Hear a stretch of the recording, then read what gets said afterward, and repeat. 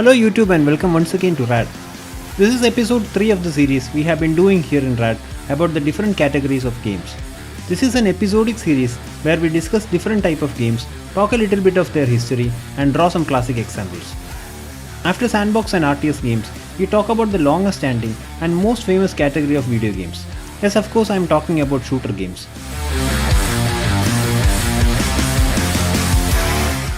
There are two primary categories in shooters, namely first-person shooters or FPS and third-person shooters or TPS. What is the difference is the perspective, of course. In first-person shooters, you play the perspective of the character with guns in your hand for that point of view experience, whereas in third-person shooters, you will be able to see your character from a third person's perspective, usually from behind. Now there are games which allow you to zoom in and out of first person temporarily and permanently, but let's rather consider them all in one category.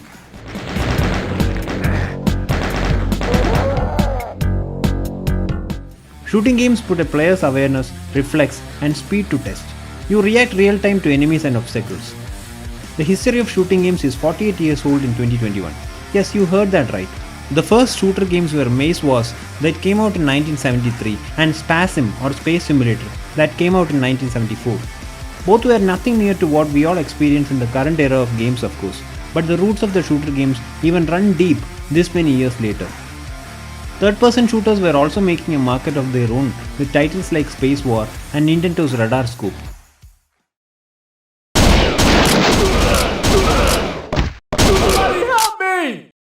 The arcade era of 80s is where I believe the golden age of transformation for video games began, with companies like Atari, ID Software and Midway bringing in titles which were great fun and accessible. It is not a surprise that games like Doom and Wolf 3D took the world by storm. As successes like Doom gave the world iconic characters like the Doom Guy and Duke Nukem, there were games which started bringing in elements of RPG games, weapon upgrades, dual-wieldable weapons, and even special levels with drivable vehicles in their games. These led to evolutionary changes in shooters, and it is still happening.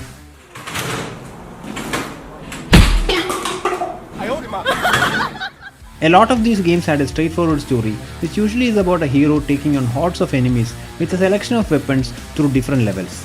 Later on, gamers wanted more, and developers started bringing in storytelling and 3D cutscenes, which brought in a more immersive experience for gamers. This led to one of the most and quite arguably one of the best game series, which is called Half-Life. If you are talking about shooter games, I have to talk about multiplayer also.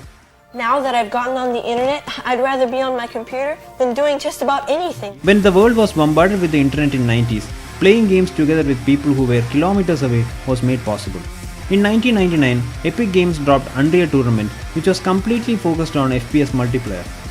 Games like Unreal brought together gamers from across the globe and pitched them against each other in bloody battles, and successors like Counter-Strike, Quake, Rainbow Six, Overwatch still entertain thousands of gamers from every part of the world. The future of multiplayer shooters looks secure with battle royales like PUBG and Fortnite being some of the most downloaded titles in PC and consoles today.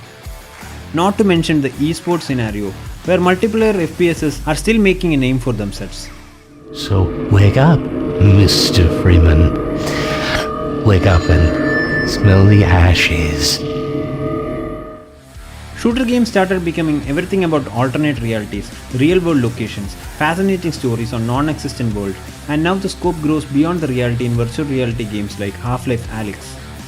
Titles like Max Payne, Far Cry, Halo, Call of Duty, and Medal of Honor still kick up emotions in our minds.